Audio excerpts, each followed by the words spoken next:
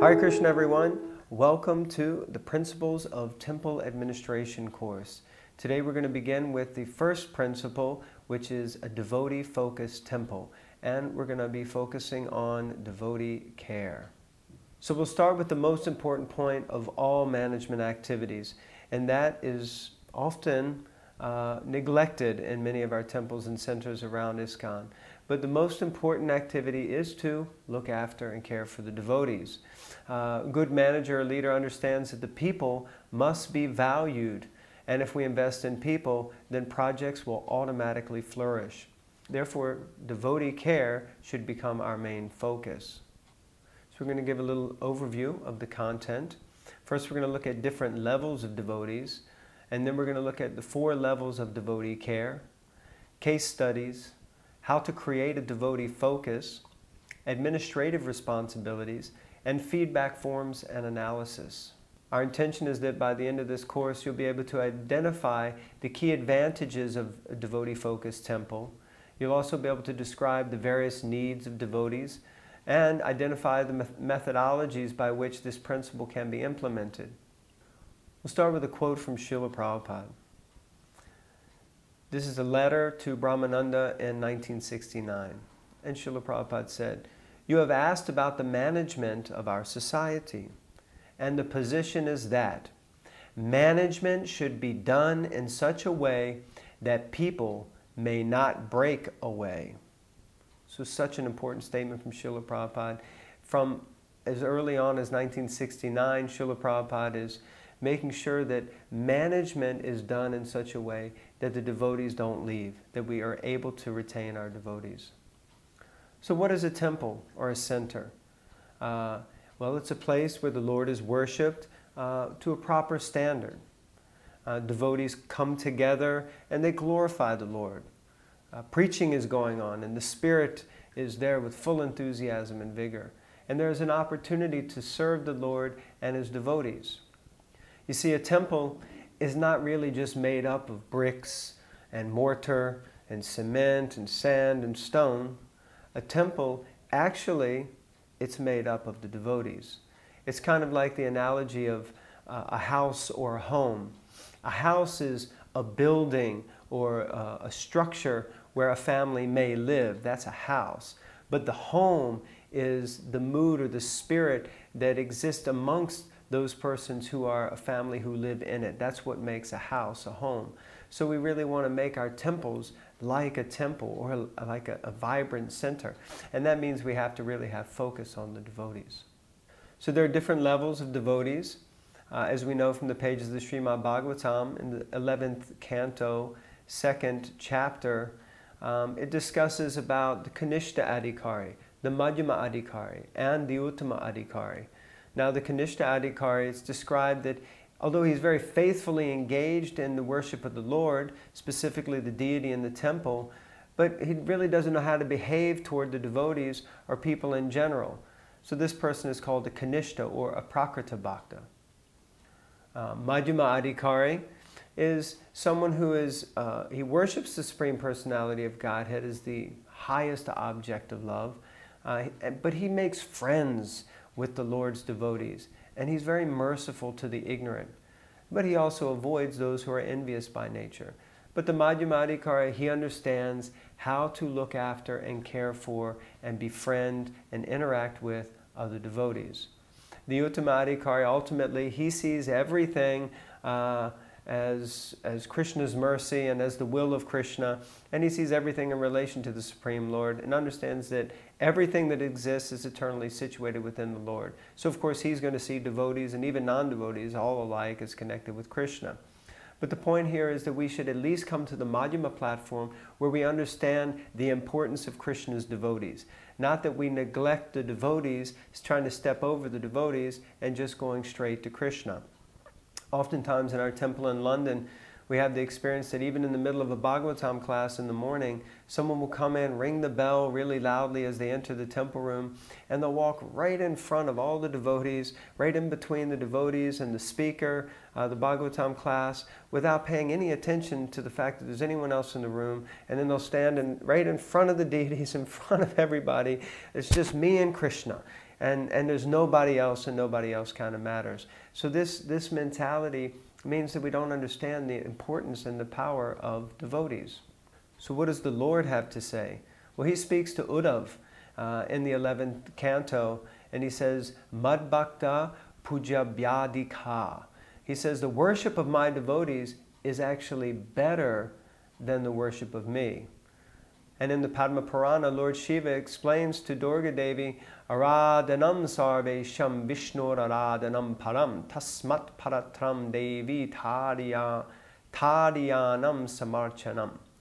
He says, my dear Devi, although the Vedas mention the worship of the demigods and the worship of Lord Vishnu as topmost and ultimately recommended, he says, however, worshiping the servants of Lord Vishnu, tadyanam, is even better than the worship of Lord Vishnu. So, the prime focus for our leadership is the devotee satisfaction. So, in order to keep devotees happy and keep them satisfied, we need to look at a few different areas. In fact, there are 4 specific areas that we want to try to keep devotees satisfied and look after their basic needs. Spiritually, physically, mentally, and socially. So how do we achieve this? First, we need to do some researching and understanding in what are the devotees' needs and their expectations. Ensuring that the objectives of the temple are directly linked to the devotees' needs and expectations. And communicating the devotees' needs and expectations to the relevant parties. We have to be able to measure devotee satisfaction and then act on the results of those measurements. And we need to ensure that there's a balanced approach between satisfying the devotees and the other interested parties, which may be owners, employees, employers, suppliers, financiers, so many people within the community like that. So some of the key benefits to this first principle is that we're certainly going to receive the blessings of the Lord if we look after the devotees. We're going to receive the blessings of the devotees. There's absolutely going to be an improvement in the satisfaction of the devotees within the temple, and there's going to be an increase in the effectiveness of the temple and the temple facilities. There's going to be improvement in the loyalty that the devotees have to ISKCON as a whole, and basically our communities are going to become happy and thriving communities. So what are the spiritual needs of the devotees?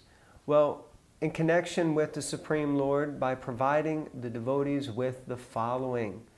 We have to have facilities for strong sadhana, which means chanting and sankirtan and hearing the Bhagavatam, attending the artis and festivals, darshans, like that. We also have to provide facilities for devotees to do seva. So there has to be ample opportunity for service in a variety of capacities, because we can't expect that everyone is going to be inclined in the same way. And this seva, it nourishes the heart and brings joy to the devotee. There has to be sadachar, or interaction and dealings between the devotees. So that means we have to provide facility for that. This is also satisfying to the heart, and it helps one to become protected from offenses. So really it's a prime responsibility of the temple administration to provide a vibrant spiritual atmosphere in the center or temple. This way the devotees remain enlivened and inspired. So devotees who are either temple residents or either who are staying outside in our community, they have to feel satisfied by the spiritual standards in the facility or the center. If we don't take sufficient care of the spiritual needs of the devotees connected to the temple or the center, then it's very likely that the temple will become just a material organization. There really won't be any inspiration. We'll find that people really don't even want to come and be active there. So one way that we can find out if devotees are happy is we need to take feedback. And this should be taken whether the devotees are happy with the facilities that we're providing or not. What are some of the physical needs that a devotee may have? So, of course, we need to really look after the devotees on the physical level as well. because sometimes, especially temple residents, they're completely dependent on the temple administration for their physical needs. So we may need to look after the medical insurance of full-time devotees. We may need to make sure that there's hygienic prasadam for all the devotees, well-balanced lifestyle. That means sadhana and seva. Srila Bhaktivinoda Thakur, with his famous statement that there has to be first health, then sadhana, then service. So our physical health has to be in good shape. Then our spiritual health has to be really vibrant. Then we can perform the highest quality of service or sadhana or seva. If there's a lack of physical care for the devotees, then for sure the devotees are going to feel hesitant to give 100%. Plus they're probably going to be sick or ill or distracted or discouraged. It's going to create a situation of selfishness in the center because you want, you need. Wanting and needing means that I have to think about my own self. And devotees may then start to criticize the administration in difficult times, which is not going to really create a very good atmosphere overall. So the temple administration may want to spread the message of physical care and concern to every member in the form of a balanced lifestyle with Krishna as the center. Yuktahara viharasya. So that devotees may be able to serve the Lord in a vibrant way for a long time and assist the mission according to their capacity. So what are some of the mental needs that devotees have to, that we need to look after for the devotees? Well, devotees need to feel a sense of peace and happiness, and especially if they're residents, they need to know that I'm cared for, I'm looked after, and that feeling of knowing that someone cares about them, is going to look after them, creates a sense of security in their mentality. There shouldn't be any anxiety that if I get sick, what's going to happen to me? Am I just going to get kicked out because if I'm not productive, then I won't be able to stay? We have to clear that out of the mentality of the devotee by creating a space where they know that they're looked after. Really, we need to create a family atmosphere in our temple or center, and we need to avoid as much ad hoc management as possible. So again, really there needs to be a balance of missionary and family atmosphere. So there has to be some challenges in the service. We should also be there, which gives a person a sense of accomplishment. Some inspiring service should also be given, which devotees like to do. So it can't just be all for the mission. We also have to find that balance where devotees can be engaged according to what are their actual likes, you know.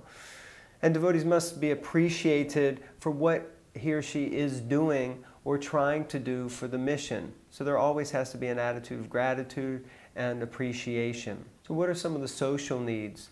So the administration of the temple or center has to try to provide the social needs of the devotees. That means time should be given to the devotees to develop relationships with other devotees. Sadhu Sangha is such an important aspect, and if we're not developing nice, strong relationships with the devotees in our community, then really in one sense you might say, what's the point of an international society for Krishna consciousness? Srila Prabhupada was so intent on establishing a society and a community where devotees can come together. Of course to perform service, of course to hear from the Bhagavatam, but also to develop nice, loving, and strong relationships. So in that way the administration can encourage sort of retreats or recharge sessions or yatras where the devotees can go away together and they can bond and their relationships become stronger in the activities of cultivating a higher level of Krishna consciousness. And the administration should also make sure that each devotee has at least one person with whom they can really share their thoughts and their innermost feelings. So this may mean whatever type of system of care that there is, maybe it's a mentorship or counselor or bhakti vriksha or whatever it is, but some way that there's one person at least that this devotee can go to and speak to. So the administration can also try to provide the social needs of a devotee by creating, again, we keep saying this, family atmosphere. For our 40th anniversary festivities, we had the 4 of the original 6 devotees who started the London temple. And they came and they shared about the mood in the early days when devotees would come and join. And it was because every one of them said, And so many of our community heard from them and could understand from them that the main attractive magnetic feature was this family atmosphere. Everyone just really cared for each other. So that can only come from having a community where everyone comes together and they support and encourage and inspire one another.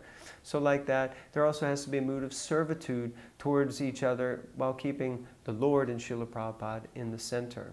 So different needs of devotees, there could be many more needs, and that can be found out via the medium of feedback. So the administration should really try its level best to regularly find out what are the needs and satisfy the needs of the devotees who are serving in our centers. So we understand that if devotees are happy and satisfied, then certainly Krishna is happy or satisfied. So a couple of case studies here. In one ISKCON temple, there was a feedback survey that was conducted a few years back, and one of the big feedbacks that came were that devotees, they just were not happy simply with the fact that the toilets weren't clean. And they made the statement that actually, that because of that, it put them off even coming to the temple at all. So imagine if the temple had done that survey sooner, they could have easily rectified such a small problem. And sometimes it's hard for us to imagine or believe that something as small as that can put people off. But you see, everyone's an individual, so everyone has different leanings and likes and dislikes. So a simple thing like, you know, an unclean toilet can actually prevent people from coming to the temple. Another case study was that a new devotee, he was planning to join one temple, and then he went to visit another center, and there he met a little bit more senior devotee, and that devotee said, "Oh, you're planning to join the ashram." He said, "Oh, be careful, you know, if you join the ashram, they're not going to look after you, they're not going to look after your health, they're not going to take care of you like this, like that." And so many things, and he said, basically, you should have, you know, loads of money in the bank, because if you ever become unproductive, they're just going to kick you out. And he just really, you know, affected the mentality of this person. Now, what is that? It means that that devotee was not satisfied. He was not happy. There's a saying in the secular society that, you know, one dissatisfied customer can spread his dissatisfaction more quickly than a satisfied customer. So it's important that we make sure that devotees who come and join and serve in our temples, that they're actually satisfied and happy. So how are we going to create this devotee-focused temple or center? Well, whatever we focus on, that gets reflected in the different areas of the temple. So it means that we're focusing on the devotees, then that should show up in our vision statement. It should show up as a measurable objective for the temple.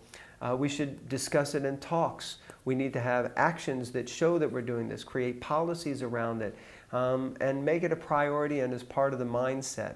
So in doing that, some of the administrative responsibilities as a leader, as a manager, some of the things you're going to need to do is make sure that in the vision for your temple or center, that devotee care, or a catchphrase that's been spoken recently is more devotees, happier devotees. And this should be echoed in a prominent way around your organization. More devotees, happier devotees. In the objectives to be achieved in the yearly planner, you can make sure that there are objectives clearly pointing out and giving the devotee care a prominent position with some quantifiable objectives and some measures that are taken to improve compared to last year. In the talks with the temple leadership, amongst the temple council meetings and different things, bodies with devotees, satisfaction and level of devotees, difficulties and efforts for improving the devotee satisfaction, they have to be reflected. There may be different seminars in a year based on different needs of devotees. The leaders and managers in their talks have to emphasize the caring aspect for devotees. So all of these things need to be put out there. Different policies should be put in place. Expanding should also show and indicate that our focus is to look after the devotees. So however we expand, that also has to be included. And then this becomes a priority. We talk about it, we focus on it, and its prominence grows within our community.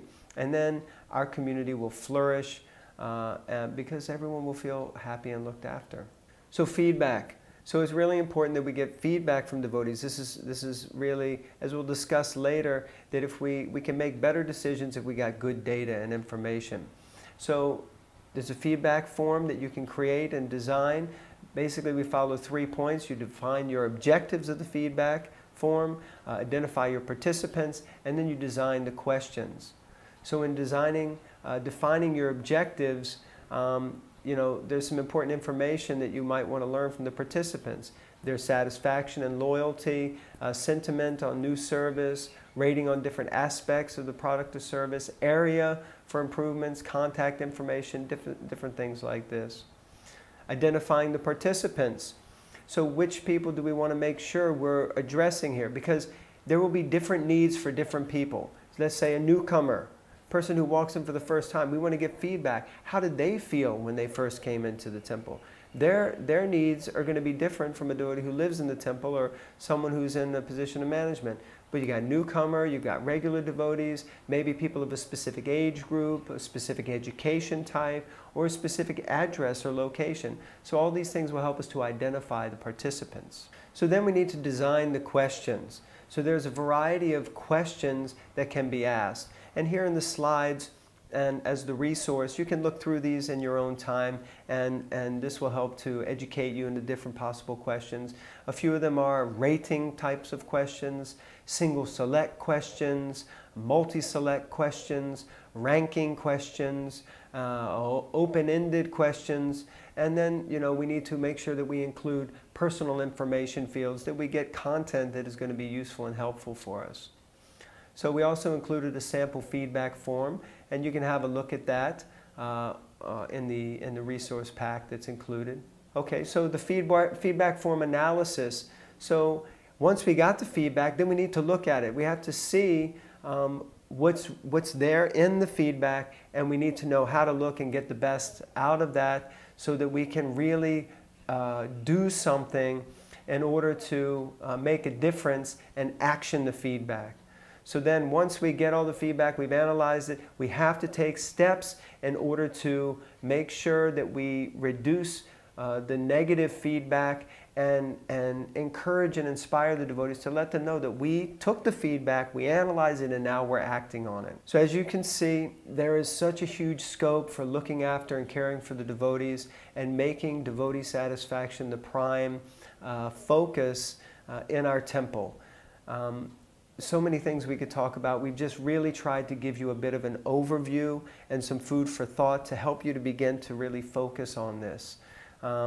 Devotee care is such an important aspect of the temple, and creating a devotee-focused temple, really it should become the leader's priority, and that's why we've made this the first principle.